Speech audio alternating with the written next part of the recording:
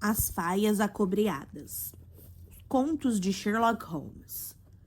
Suponho que este bilhete que recebi essa manhã assinale meu ponto zero. Leia! Jogou-me uma carta amassada.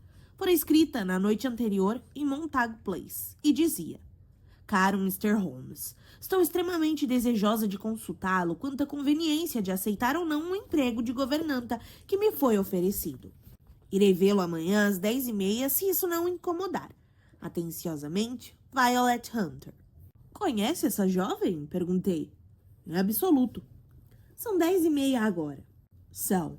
E não tenho dúvida de que é ela que está tocando a campainha. Isso pode acabar se revelando mais interessante do que você pensa. Lembra-se do caso do carbúnculo azul? No início, pareceu-me simples extravagância, mas transformou-se numa investigação séria. Pode acontecer o mesmo neste caso. Bem, esperamos que sim, mas nossas dúvidas logo serão dissipadas, pois, ou muito me engano, ou cá está a pessoa em questão. Enquanto ele falava, a porta se abriu e uma jovem entrou na sala. Estava vestida com simplicidade, mas corretamente. Tinha um rosto vivo, esperto, todo sardento e maneiras despachadas de uma mulher que tivera de garantir o próprio sustento. O senhor me perdoará o incômodo, tenho certeza, disse ela, quando meu companheiro se levantou para cumprimentá-la. Mas tive uma experiência muito estranha, e como não tenho parentes, nem relações de nenhum tipo com quem me aconselhar, pensei que talvez o senhor pudesse ter a bondade de me dizer o que devo fazer. Por favor, sente-se, Miss Hunter. Ficarei feliz em lhe ser útil, como quer que seja. Pude ver que Holmes estava favoravelmente impressionado com as maneiras e o modo de falar de sua nova cliente. Examinou-a à sua maneira inquisitiva e em seguida preparou-se, com as pálpebras baixas e as pontas dos dedos unidas, para ouvir sua história. Fui governanta durante 5 anos, contou ela, na família do coronel Spence Munro. 2 meses atrás, porém, o coronel foi transferido para Halifax, na Nova Escócia, e levou os filhos consigo para a América. Vi-me, então, desempregada. Publiquei um anúncio e respondi anúncios, mas sem sucesso. Por fim, o pouco de dinheiro que havia economizado começou a acabar e eu já estava ficando desesperada. Há uma agência para governantas muito conhecida no West End. Chama-se Westaways. E eu costumava ir lá mais ou menos uma vez por semana para ver se aparecera alguma coisa que pudesse me servir.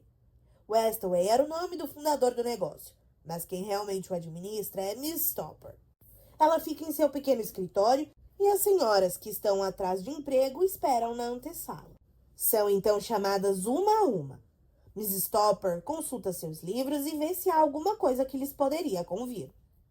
Pois bem, quando estive lá na semana passada, fui introduzida num pequeno escritório como de costume, mas vi que Miss Stopper não estava sozinha. Ao lado dela estava sentado um homem prodigiosamente gordo, com um rosto muito sorridente e um enorme e pesado queixo que lhe caía, camada após camada, pelo pescoço abaixo. Com um par de óculos no nariz, o homem olhava muito seriamente para as senhoras que entravam. Quando entrei, ele deu um pulo na cadeira e se virou rapidamente para Miss Stopper. Esta servirá, disse. Eu não poderia querer nada melhor. Excelente, excelente. Parecia muito entusiasmado e esfregava as mãos de satisfação. Era um homem que parecia tão contente de si que era um prazer olhar para ele. Está procurando um emprego, senhorita? Sim, senhor. Como governanta? Sim, senhor. E quanto deseja ganhar? Ganhava 4 libras por mês em meu último emprego com o coronel Spence Munro. Ora, mas como? Exploração! Exploração! Exclamou, jogando as mãos gordas para cima, arrebatado. Como poderia alguém oferecer uma soma tão desprezível para uma senhorita com tais atrativos e prendas? Minhas prendas, senhor, talvez sejam menores do que imagina, disse eu. Um pouco de francês, um pouco de alemão, música, desenho. Ora, ora, exclamou. Nada disso interessa. O que importa é, tem ou não tem a senhorita, o porte e as maneiras de uma dama. Em síntese, é só isso. Se não tem, não está apta para educar uma criança que pode vir um dia a desempenhar um papel considerável na história do país. Mas se tem, como pode um cavaleiro pedir-lhe que se digne a aceitar alguma coisa abaixo de 3 algarismos? Seu salário comigo, minha jovem, seria de 100 libras por ano, para começar. O senhor pode imaginar, Mr. Holmes, que para mim, pobre como sou, uma oferta como essa pareceu quase boa demais para ser verdade. O cavaleiro, no entanto, vendo talvez o olhar de incredulidade em meu rosto, abriu uma carteira e tirou uma nota. É também um hábito meu, disse ele, sorrindo da maneira mais benévola, até seus olhos parecerem duas risquinhas brilhantes em meio às pregas brancas de seu rosto. Pagar às minhas jovens metade de seu salário antecipadamente, para que possam fazer face a quaisquer pequenas despesas com a viagem ou com seu guarda-roupa. Pareceu-me que nunca tinha conhecido um homem tão fascinante e atencioso. Como eu já estava devendo a comerciantes, o adiantamento me era muito conveniente. Ao mesmo tempo, havia em toda aquela transação algo de esquisito que me fez desejar saber um pouco mais antes de me comprometer por completo. Posso lhe perguntar onde mora, senhor? Disse eu. Hampshire, uma aprazível propriedade rural. As faias acobreadas, 8 quilômetros depois de Winchester. É uma linda região, minha cara senhorita, e a mais encantadora e antiga casa de campo. E minhas obrigações, senhor? Gostaria de saber quais seriam. Uma criança, um adorável traquinas de apenas 6 anos. Ah, se pudesse vê-lo matando baratas com chinelo, pá, pá, pá. 3 baratas mortas num piscar de olhos. Recostou-se na cadeira e caiu de novo na gargalhada. Eu estava um pouco assustada com a natureza do divertimento da criança, mas o riso do pai me fez pensar que talvez estivesse brincando. Minhas únicas obrigações, portanto, perguntei, seriam cuidar de uma só criança? Não as únicas, minha cara jovem, ele exclamou. Seu dever seria, como estou certo de que seu bom senso lhe sugeriria, obedecer a quaisquer pequenas ordens que minha mulher possa lhe dar, sempre contanto que sejam ordens a que uma dama possa obedecer com decoro. Não vê dificuldade nisso, não é? Eu teria prazer em ser útil. Naturalmente. Em matéria de roupas, por exemplo, somos uma gente cheia de caprichos. Cheia de caprichos, mas de bom coração. Se lhe pedíssemos para usar um vestido que lhe dessemos, a senhorita não faria objeção a nosso pequeno capricho, faria? Não, disse eu, espantadíssima com suas palavras. Ou para se sentar aqui, ou ali. Isso seria ofensivo para a senhorita? Claro que não. Ou para cortar seu cabelo bem curto antes de ir ter conosco. Eu mal podia acreditar nos meus ouvidos. Como o senhor pode observar, Mr. Holmes, meu cabelo é um tanto luxuriante e de um castanho bastante peculiar. Já o consideraram artístico. Eu não podia nem sonhar com a ideia de sacrificá-lo dessa maneira extemporânea. Temo que isso seja absolutamente impossível, respondi. Ele me fitava ansiosamente com seus olhinhos e pude ver uma sombra perpassar o seu semblante quando falei. Temo que isso seja absolutamente essencial, retrucou ele. É um pequeno capricho de minha mulher e caprichos de uma dama, a senhorita bem sabe. Os caprichos de uma dama devem ser consultados. Então não cortaria o cabelo. Não, senhor, realmente não poderia. Respondi com firmeza. Ah, muito bem, isso é decisivo. É uma pena porque, sob outros aspectos, a senhorita realmente nos conviria muito bem. Nesse caso, Miss Stopper, prefiro inspecionar mais algumas de suas jovens. Nesse momento, a gerente que passara todo aquele tempo ocupada com seus papéis, sem uma palavra para nenhum de nós, fitou-me com uma expressão de tamanha irritação que não pude deixar de suspeitar que ela havia perdido uma bela comissão com minha recusa. Deseja que seu nome seja mantido em nossos livros? Perguntou. Sim, por favor, Miss Stopper. Bem, na verdade parece inútil, já que a senhorita recusa as mais esplêndidas ofertas dessa maneira. Disse ela rudemente. Não espere que nos esforcemos para encontrar uma outra oportunidade como essa para lhe oferecer. Tenha um bom dia, Miss Hunter. Bateu num gongo sobre a mesa e o criado levou-me até a porta. Bem, Mr. Holmes, quando eu cheguei em casa e encontrei pouca comida no armário e 2 ou 3 contas sobre a mesa, comecei a perguntar a mim mesma se não havia cometido uma grande tolice. Afinal de contas, se aquelas pessoas tinham estranhas manias e esperavam obediência nos assuntos mais extraordinários, pelo menos estavam dispostas a pagar por sua excentricidade. Muito poucas governantas na Inglaterra ganham 100 libras por ano. Além disso, que utilidade tem meu cabelo para mim? Muitas pessoas ficam melhor de cabelo curto e talvez eu fosse uma delas. No dia seguinte, eu já me inclinava a pensar que cometera um erro. 2 dias depois, Tinha certeza disso. Havia quase conseguido superar meu orgulho para admitir voltar à agência e indagar se o emprego ainda estava disponível. Quando recebi uma carta do próprio cavalheiro. Tenho-a aqui e vou lê-la para o senhor. As faias acobreadas perto de Winchester. Cara Miss Hunter, Miss Topper teve a gentileza de me dar seu endereço e escrevo-lhe daqui para lhe perguntar se reconsiderou sua decisão. Minha mulher está muito desejosa de que venha, porque a descrição que fiz da senhorita agradou-lhe muito. Estamos dispostos a pagar-lhe 30 libras por trimestre, ou 120 libras por ano, de modo a recompensá-la por qualquer pequeno inconveniente que nossos caprichos possam lhe ocasionar. No final das contas, não somos muito exigentes. Minha mulher gosta muito de um tom particular de azul elétrico e gostaria que a senhorita usasse um vestido dessa cor de manhã.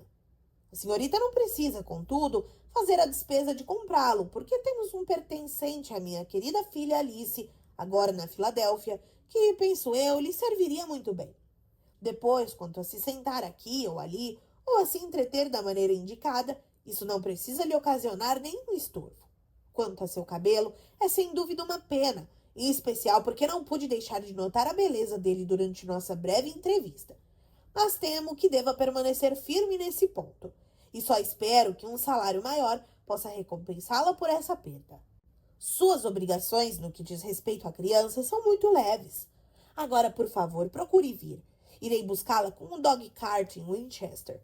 Comunique-me, porque trem virá. Atenciosamente, Jethro Rucastle. Esta é a carta que acabo de receber, Mr. Holmes, e estou decidida a aceitar a proposta. Achei, porém, que antes de último passo, seria bom submeter todo o assunto à sua consideração. Bem, Miss Hunter, se já se decidiu, não há mais o que conversar, disse Holmes sorrindo. Mas o senhor não me aconselharia a recusar? Confesso que não é um emprego para o qual gostaria de ver uma irmã se candidatar. Qual será o sentido de tudo isso, Mr. Holmes? Ah, não tenho dados, não sei dizer. Talvez a senhorita já tenha formado uma opinião. Bem, só me parece haver uma solução possível. Mr. Rucastle deu-me a impressão de ser um homem muito bondoso e afável. Não seria possível que sua mulher seja uma lunática, que ele deseje manter isso em segredo para evitar que a levem para um asilo e que atenda aos caprichos dela e de todas as maneiras para evitar um acesso? Essa é uma solução possível, de fato. Tal como as coisas se apresentam, é a mais provável. Mas seja como for, essa não parece ser uma casa adequada para uma jovem. Mas o dinheiro, Mr. Holmes, o dinheiro. Bem, sim, claro que o pagamento é bom. Bom demais. É isso que me deixa inquieto.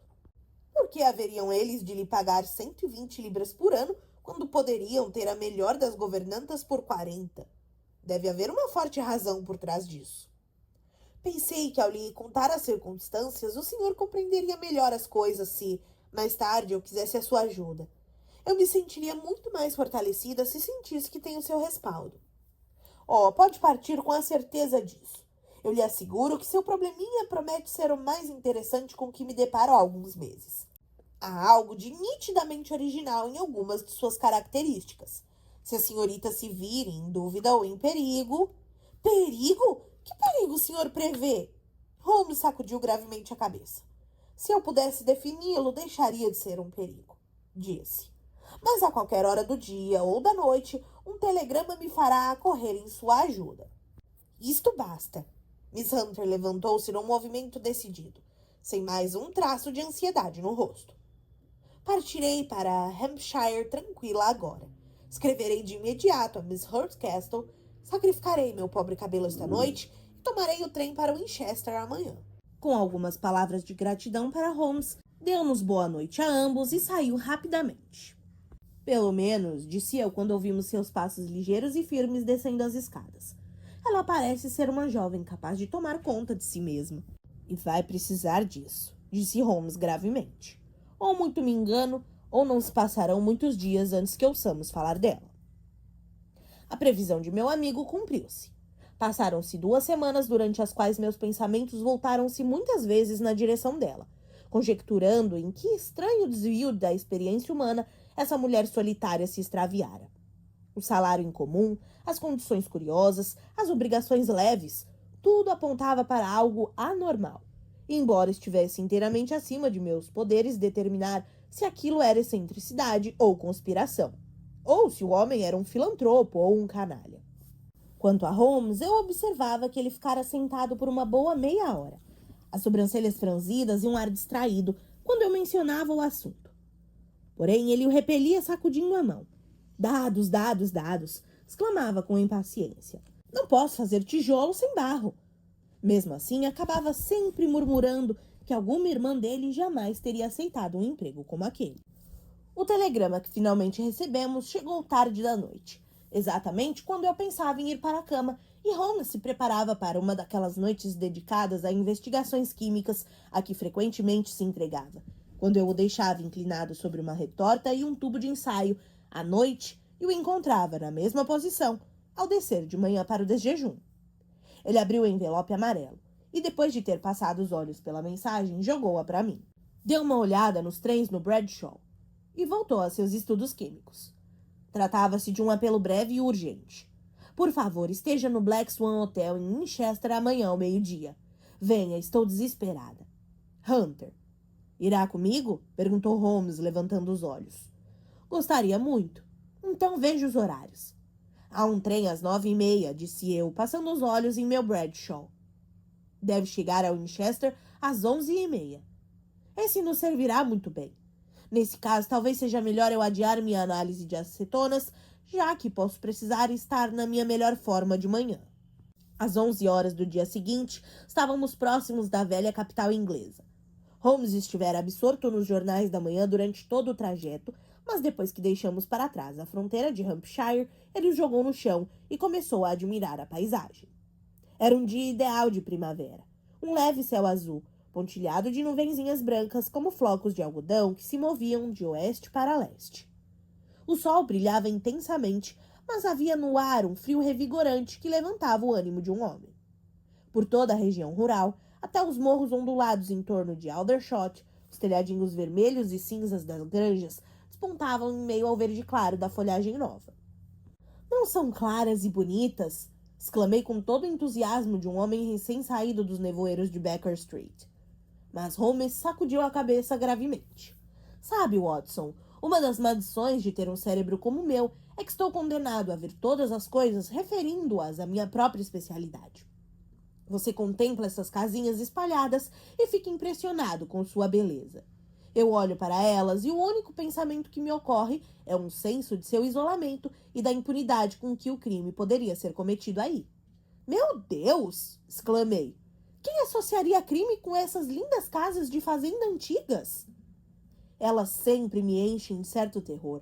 É minha crença, Watson, fundada na minha experiência, que os mais humildes e sórdidos becos de Londres não apresentam um histórico de pecados mais pavoroso do que o da mais sorridente e bela região rural. Você me horroriza, mas são óbvias as razões. Na cidade, a pressão da opinião pública é capaz de fazer o que a lei não consegue. Não há ruela tão vil que o grito de uma criança torturada ou o ruído surdo da queda do bêbado não gere comiseração e indignação entre os vizinhos. E toda a maquinaria da justiça está sempre tão próxima que uma palavra de queixa pode pô-la em movimento. E só um degrau separa o crime do banco dos réus. Mas olha essas casas isoladas, cada uma em seus próprios campos, cheias em sua maior parte de gente pobre e ignorante que pouco conhece das leis. Pense nos atos de crueldade diabólica, na perversidade oculta que pode prosseguir ano após ano em lugares como esses, sem que ninguém saiba. Se essa jovem que pede nosso socorro tivesse ido morar em Winchester, eu nunca teria me preocupado com ela.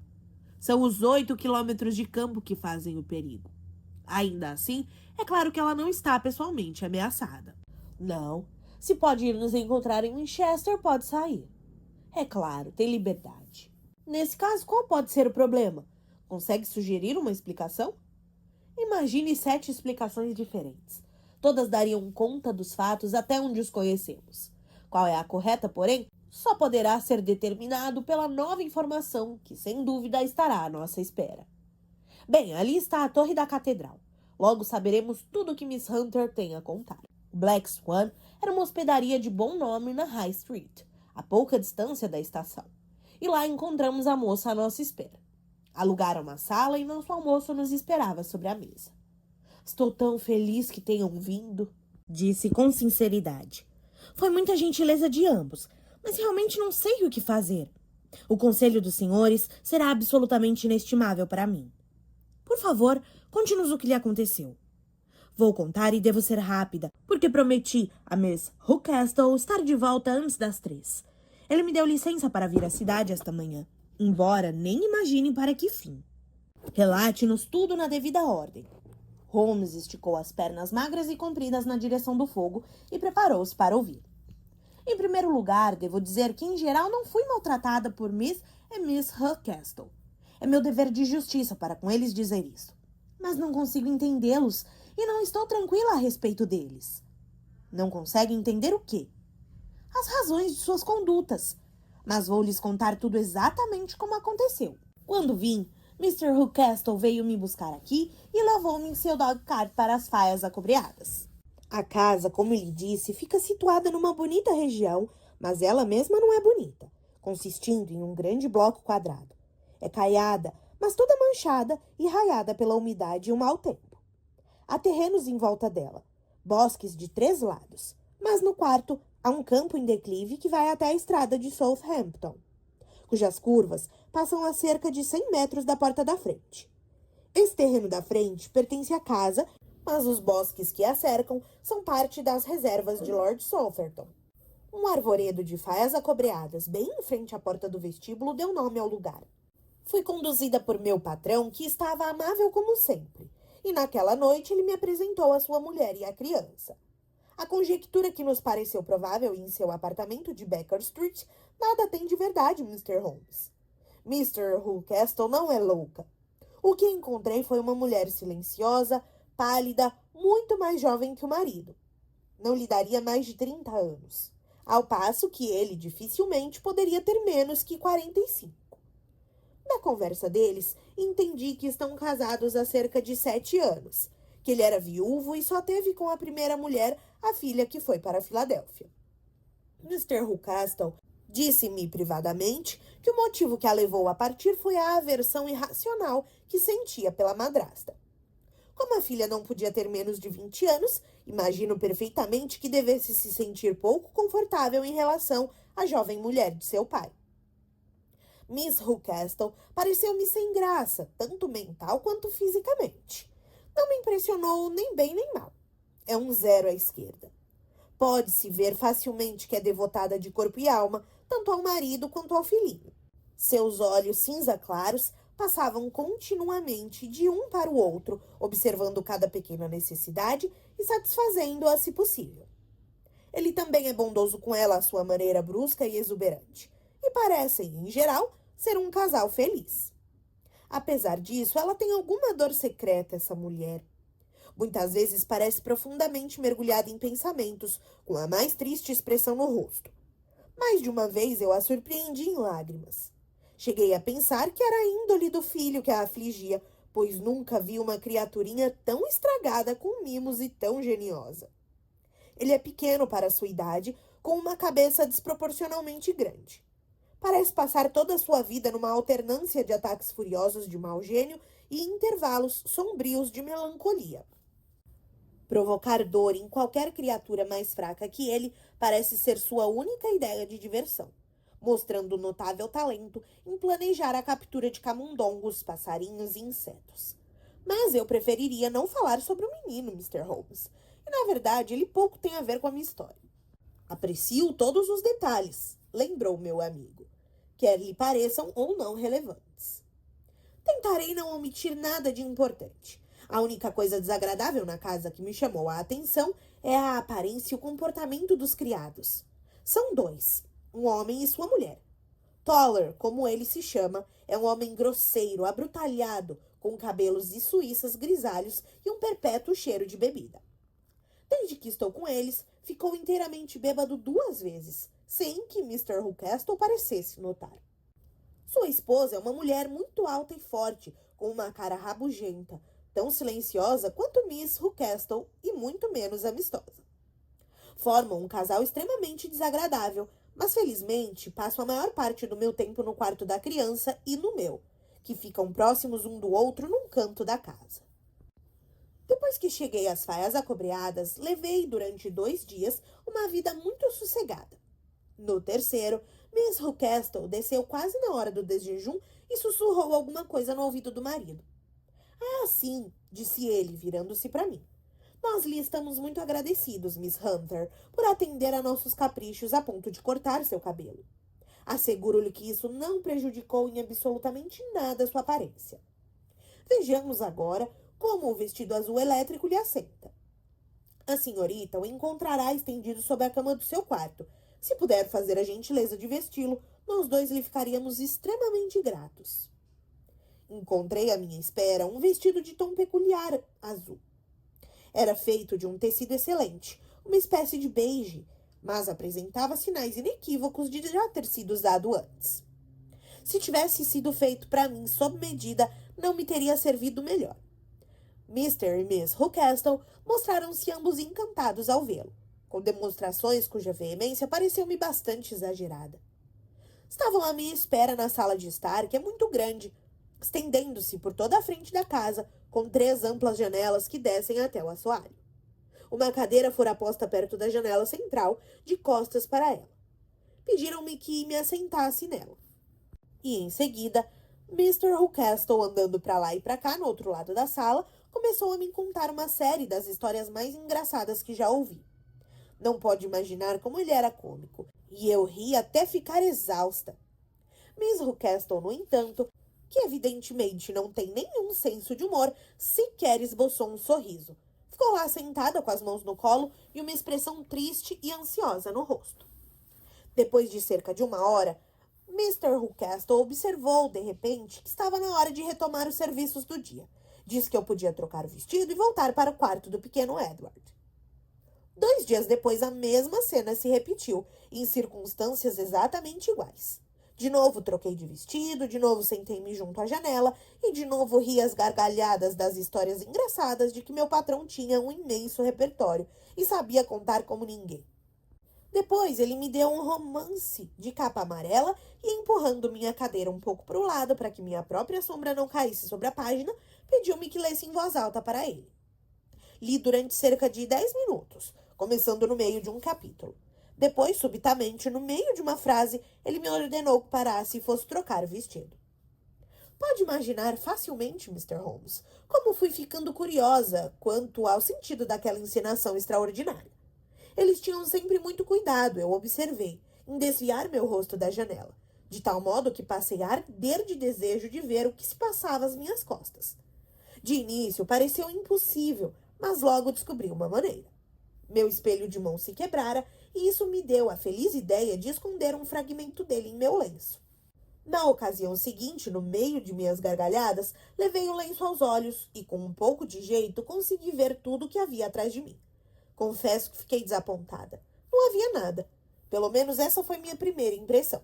Ao olhar pela segunda vez, porém, percebi que havia um homem postado em Southampton Road. Um homenzinho barbado metido num terno cinza que parecia estar olhando na minha direção. A estrada é uma via importante e costuma haver pessoas ali. Esse homem, no entanto, estava apoiado na cerca que contornava nosso terreno, olhando fixamente para cima. Baixei o lenço e, ao lançar os olhos sobre Miss Ruckestle, vi que me observava muito atentamente. Ela não disse nada, mas estou convencida de que adivinhou que eu tinha um espelho na mão e vira o que havia atrás de mim. Levantou-se imediatamente. Jeffrey, disse, há um sujeito atrevido na estrada olhando para Miss Hunter. Não seria um amigo seu, Miss Hunter? Perguntou ele. Não conheço ninguém por aqui. Vejam só que impertinência. Por favor, vire-se e faça-lhe um sinal para ir embora. Não seria melhor ignorá-lo? Não. Nós o teríamos flanado por aqui a toda hora. Por gentileza, vire-se e faça-lhe um aceno com a mão, assim. Fiz o que ele mandava, e no mesmo instante, Miss Ruckestle baixou a veneziana. Isso foi há 1 semana, e desde então não me sentei mais à janela, não usei o vestido azul, nem vi o homem na estrada. Por favor, continue, disse Holmes. Sua narrativa promete ser muito interessante. Receio que ela lhe pareça muito desconexa, e talvez haja pouca ligação entre os diferentes incidentes de que falo. Logo no primeiro dia que passei nas férias acobreadas, Mr. Ruckastle me levou a um pequeno barracão, próximo da porta da cozinha. Ao nos aproximarmos, ouvi o ruído de uma corrente e um som que parecia ser de um animal grande se movendo. "Espie aqui", disse Mr. Ruckastle, mostrando-me uma fenda entre duas tábuas. "Ele não é uma beleza?" Olhei e percebi 2 olhos esbraseados e uma figura vaga encolhida na escuridão. "Não se assuste", disse meu patrão, rindo do meu sobressalto. "É só Carlos, meu mastim. Digo que é meu, mas na verdade o velho Toller, meu cavalariço, é a única pessoa capaz de lidar com ele. Nós o alimentamos uma vez por dia, e só um pouco, de modo que está sempre faminto. Toller o solta toda noite, e coitado daquele que fincar seus caninos. Pelo amor de Deus, nunca, sob nenhum pretexto, ponha o pé fora da porta à noite, ou sua vida estará liquidada." O aviso não foi inútil, porque 2 noites depois, olhei por acaso pela janela do meu quarto por volta das 2 horas da madrugada. Era uma bonita noite de lua, e o gramado em frente à casa estava prateado e quase tão claro como de dia. Eu estava de pé, enlevada pela plácida beleza da cena, quando percebi que alguma coisa se mexia sob as sombras das faias. Quando aquilo emergiu na luz, vi o que era. Um cão gigantesco, de tamanho de um bezerro, de um amarelo acastanhado, de queixada pendente, focinho preto e enormes olhos salientes. Andou devagar pelo gramado e desapareceu na sombra do outro lado. Aquela medonha sentinela gelou-me o sangue nas veias, como penso que nenhum ladrão teria feito. Agora tenho uma experiência muito estranha para lhes contar. Como sabem, eu havia cortado meu cabelo em Londres. Depois guardaram num grande cacho no fundo do meu baú. Uma noite, depois que a criança estava na cama, comecei a me divertir examinando a mobília de meu quarto e arrumando meus poucos pertences. Havia no quarto uma velha cômoda com 2 gavetas vazias e abertas e uma terceira trancada. Eu enchera as 2 primeiras com minha roupa branca. E como ainda tinha muita coisa para guardar, fiquei naturalmente aborrecida por não poder usar a terceira gaveta. Ocorreu-me, então, que ela poderia ter sido fechada por mero descuido. Assim, peguei minha penca de chaves e tentei abri-la. Logo, a primeira chave serviu perfeitamente e abri a gaveta. Havia uma única coisa nela, mas tenho certeza de que os senhores jamais adivinhariam o que era. Era o meu cacho de cabelo. Peguei-o e examinei-o. Era da mesma cor peculiar e da mesma espessura que o meu. Mas então a impossibilidade daquilo se impôs a mim. Como podia meu cabelo ter sido trancado naquela gaveta? Com mãos trêmulas, desfiz meu baú, tirei tudo que estava nele e puxei do fundo do meu próprio cabelo. Pus as 2 tranças lado a lado e asseguro-lhe que eram idênticas. Não é extraordinário? Fiquei perplexa, inteiramente incapaz de imaginar o que tudo aquilo podia significar. Pus o estranho cabelo de volta na gaveta e não disse uma palavra sobre o assunto aos Ruckastle, pois me pareceu que cometeram um erro ao abrir uma gaveta que eles haviam trancado. Sou naturalmente observadora, como talvez tenha notado, Mr. Holmes, e logo tinha uma planta bastante boa da casa toda em minha cabeça. Havia uma ala, contudo, que parecia não ser habitada em absoluto. Uma porta fronteira àquela que levava aos aposentos dos Toller dava para esses cômodos, mas estava invariavelmente fechada. Um dia, porém, quando eu descia a escada, dei com Mr. Ruckastle saindo por esta porta. Tinha suas chaves na mão e no rosto uma expressão que o tornava muito diferente do gorducho bonachão a que eu estava acostumada. Suas bochechas estavam vermelhas, a testa vincada e as veias das têmporas saltadas de raiva. Trancou a porta e passou por mim às pressas, sem uma palavra ou olhar. Isso despertou minha curiosidade. Assim, quando saí para um passeio no terreno da casa com a criança, caminhei até o lado onde se podia ver as janelas dessa parte da casa. Elas eram 4. Numa fileira, 3 estavam simplesmente sujas, mas a 4ª estava bloqueada. Evidentemente, estavam todas fora de uso. Enquanto eu passeava para cá e para lá, olhando vez por outras para ela, Mr. Ruckastle saiu à minha procura, parecendo tão alegre e jovial como sempre. "Ah", disse ele, "não me julgue rude se passei pela senhorita sem uma palavra, minha cara jovem. Estava preocupado com assuntos de negócios." Assegurei-lhe que não estava ofendida. "Por sinal", disse eu, "o senhor parece ter toda uma sequência de cômodos vagos ali, e um deles está vedado com tábuas." Ele ficou surpreso e pareceu-me um pouco assustado com a minha observação. "A fotografia é um dos meus hobbies", respondeu. "Fiz minha câmara escura ali em cima. Mas valha-me Deus, que mocinha mais observadora esta! Quem teria acreditado? Quem jamais teria acreditado? Falava em tom brincalhão, mas não havia brincadeira em seus olhos quando me fitou. Li neles desconfiança e irritação, não brincadeira. Bem, Mr. Holmes, a partir do momento em que compreendi que havia alguma coisa ligada àquela série de cômodos que eu não deveria saber, ardi de desejo de ir lá. Não era mera curiosidade, embora eu tenha minha cota dela. Era mais um sentimento de dever, um sentimento de que se eu fosse àquele lugar, algum bem poderia advir disso. Falam de instinto feminino. Talvez fosse o instinto feminino que me inspirasse esse sentimento. Seja como for, eu estava tomada por ele e espreitando avidamente qualquer possibilidade de transpor a porta proibida. Foi só ontem que a chance chegou. Posso lhe dizer que, além de Mr. Rucastle, tanto Toller quanto sua mulher acham alguma coisa para fazer naqueles cômodos abandonados, e uma vez eu o vi passar pela porta carregando um grande saco de pano preto. Ultimamente, ele vinha bebendo muito. Ontem à noite estava bastante embriagado, e quando vim ao segundo andar vi a chave na porta. Não tive nenhuma dúvida de que ele a deixara ali. Como Mr. e Miss Rucastle encontravam-se ambos no térreo e a criança estava com eles, eu tinha uma oportunidade admirável. Girei a chave suavemente na fechadura, abri a porta e entrei sorrateiramente. Havia um pequeno corredor diante de mim, sem papel nas paredes, nem tapete, que virava em ângulo reto na outra extremidade. Viam-se então 3 portas, uma depois da outra, a primeira e a terceira das quais estavam abertas. Ambas davam para 2 quartos vazios, empoeirados e sombrios, com 2 janelas em um e uma no outro, tão empoeiradas que a luz da tarde mal as penetrava. A porta do meio estava fechada e do lado de fora dela estava pregada uma das barras largas de uma cama de metal. Uma das pontas da barra estava presa com um cadeado a um anel na parede, e a outra amarrada com uma corda resistente. A porta, propriamente dita, estava trancada também, e a chave não estava lá. A porta protegida com essa barricada correspondia à janela vedada pelo lado de fora, mas eu podia ver pela fresta iluminada sob ela que o quarto não estava na escuridão. Evidentemente havia uma claraboia que deixava a luz entrar de cima. Quando eu estava naquele corredor, contemplando aquela porta sinistra e perguntando a mim mesma que segredo ela poderia guardar, ouvi, de repente, um som de passos dentro do quarto e vi uma sombra passar para trás e para frente, contra a pequena e pálida fresta de luz que brilhava debaixo da porta. Um terror louco, irracional, tomou conta de mim a ver aquilo. Meus nervos, já muito tensos, falharam-me de repente e eu me virei e corri como se houvesse uma mão horrível atrás de mim, agarrando a barra de meu vestido.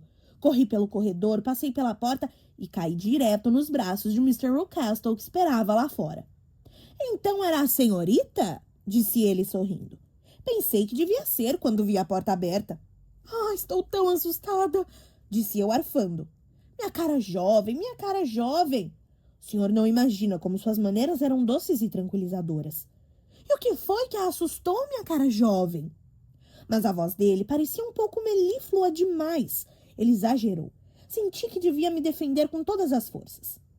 Cometi a tolice de entrar na ala vazia, respondi.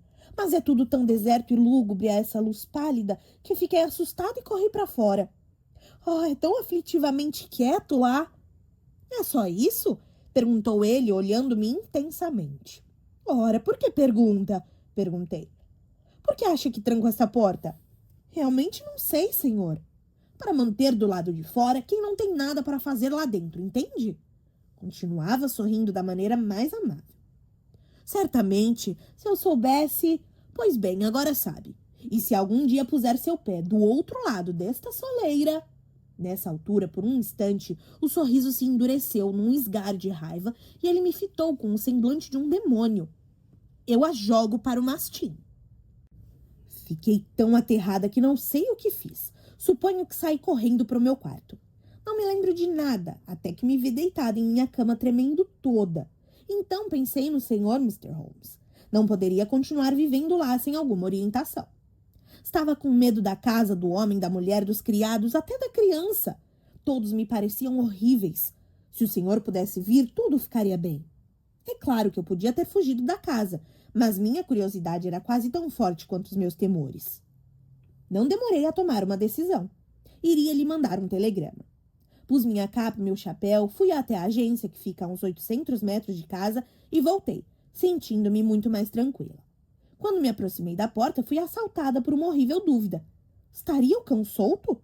Mas lembrei-me de que Toller bebera até perder os sentidos aquela noite e sabia que ele era o único na casa com alguma influência sobre a selvagem criatura, ou o que se arriscaria a soltá-la. Entrei furtivamente e passei metade da noite acordada em minha alegria por saber que o veria. Não tive dificuldade em obter permissão para vir a Winchester esta manhã, mas preciso estar de volta antes das 3. Mr. e Miss Rucastle estarão fora esta noite, fazendo uma visita, de modo que tenho de tomar conta da criança. Já lhe contei todas as minhas aventuras, Mr. Holmes. Ficaria muito feliz se pudesse me dizer o que significa tudo isso e, sobretudo, o que devo fazer. Holmes e eu ouvíramos encantados essa história extraordinária. Nesse momento, meu amigo levantou-se e começou a andar pela sala, as mãos nos bolsos e uma expressão da mais profunda gravidade no rosto. Toller ainda está bêbado? Perguntou.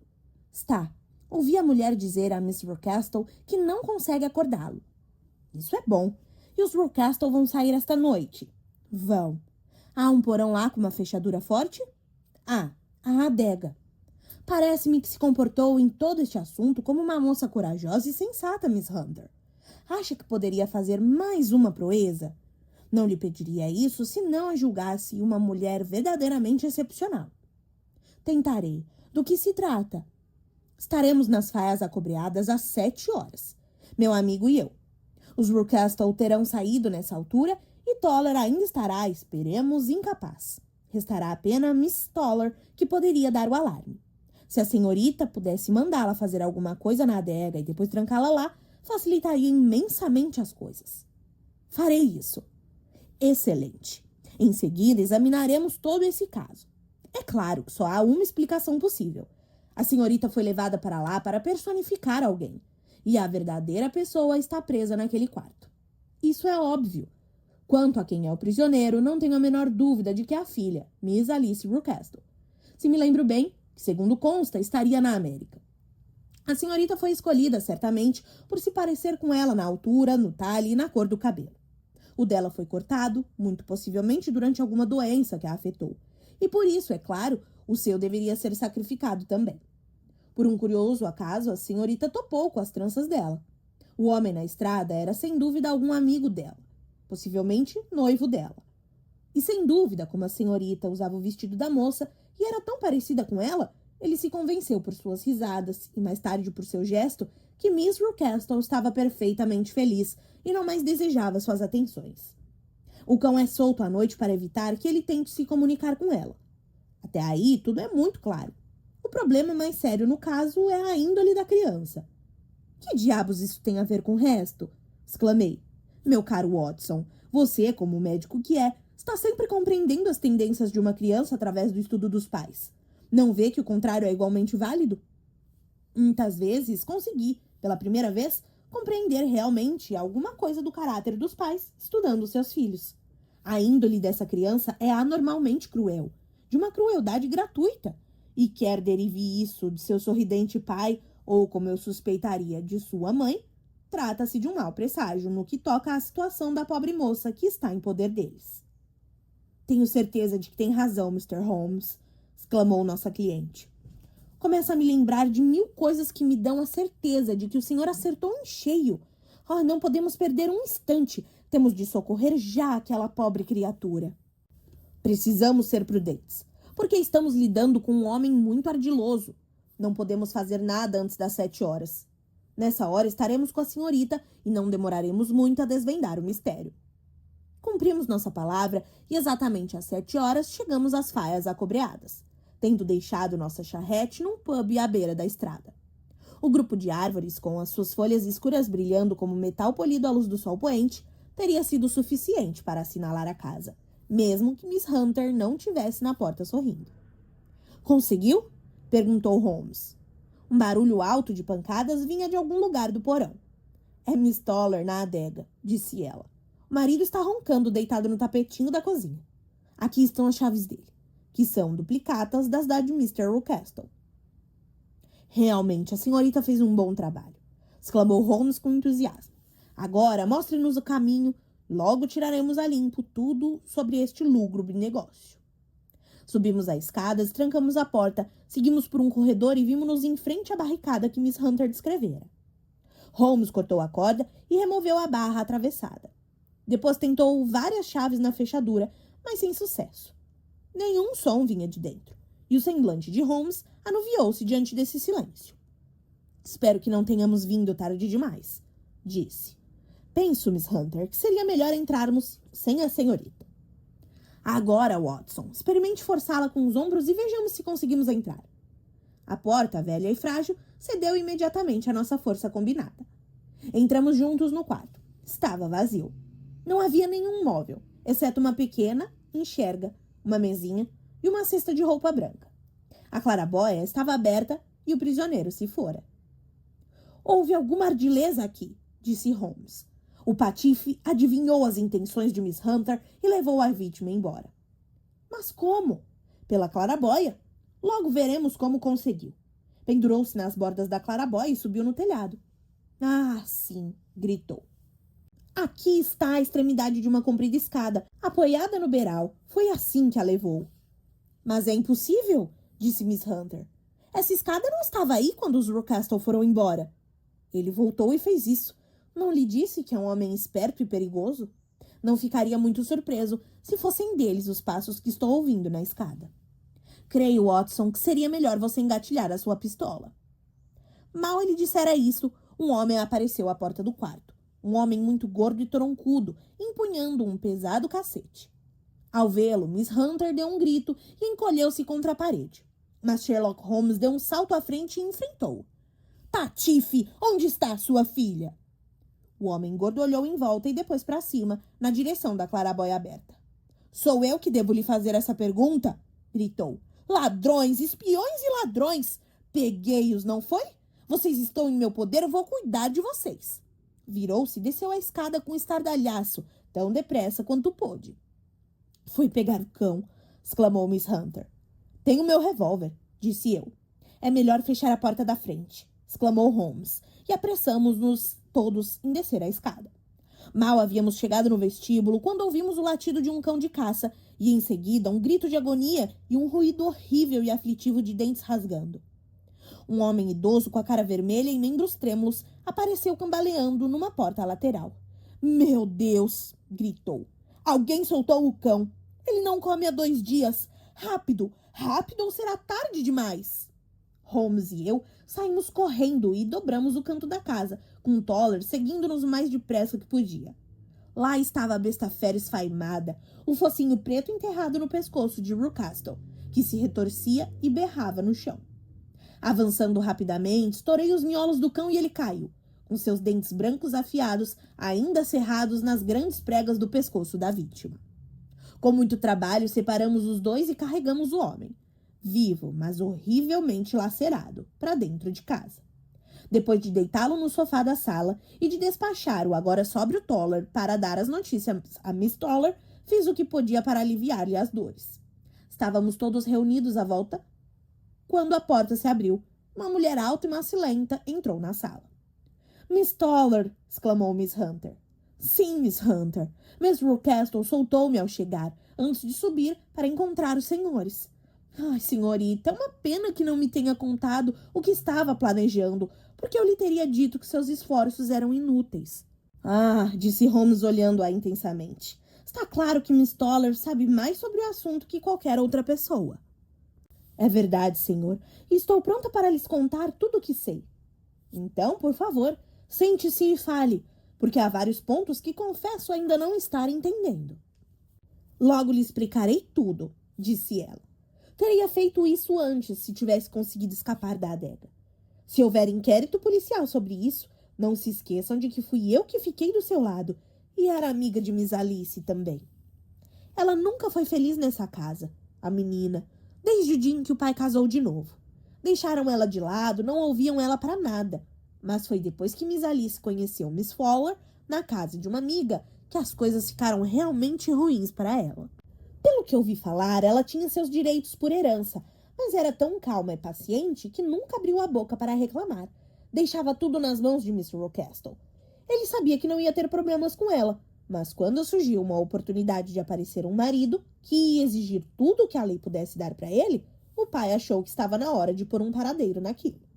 Quis que ela assinasse um papel, assim, casada ou não, ele ia poder usar o dinheiro dela. Quando ela se recusou, ele ficou atormentando-a até ela pegar febre cerebral e passou 6 semanas à beira da morte. Depois ela finalmente ficou boa, se bem que mais parecendo um esqueleto e com seu lindo cabelo cortado.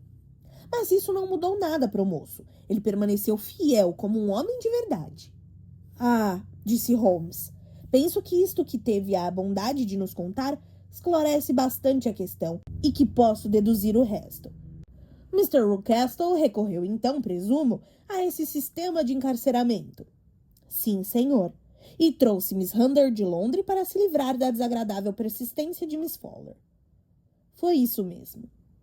Mas Mr. Fowler, sendo um homem perseverante, como compete a um bom marinheiro, cercou a casa e, encontrando a senhora, conseguiu, com certos argumentos, metálicos ou não, convencê-la de que os interesses dele e os seus eram os mesmos. Mr. Fowler era um homem muito amável, muito generoso, disse Miss Toller, sem se deixar perturbar. E, dessa maneira, ele conseguiu assegurar que não faltasse bebida a seu bom homem e que uma escada estivesse sempre pronta para ele assim que seu patrão saía. Foi isso mesmo, senhor.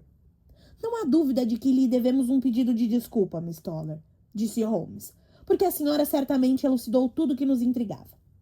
Tenho a impressão de que aí vem o médico rural e Miss Rockcastle. Assim, Watson, penso que o melhor a fazer é levar Miss Hunter de volta a Winchester, porque me parece que nosso locus standi agora é bastante questionável. E assim foi decifrado o mistério da casa sinistra com faias acobreadas à porta. Mr. Rockcastle sobreviveu, mas foi sempre um homem alquebrado que só se mantinha vivo graças aos cuidados de sua devotada mulher. Vivem até hoje com seus velhos criados, que provavelmente sabem tanto sobre a vida pregressa de Rockcastle que este tem dificuldade em separar deles. Mr. Fowler e Miss Rockcastle casaram-se em Southampton no dia seguinte à sua fuga, com uma licença especial, e agora ele ocupa um cargo governamental nas Ilhas Maurício. Quanto a Miss Hunter, meu amigo Holmes, para minha grande decepção, não manifestou mais nenhum interesse por ela, a partir do instante que deixou de ser o centro de seus problemas. Atualmente, ela é diretora de uma escola privada em Walsall, onde creio que alcançou considerável sucesso.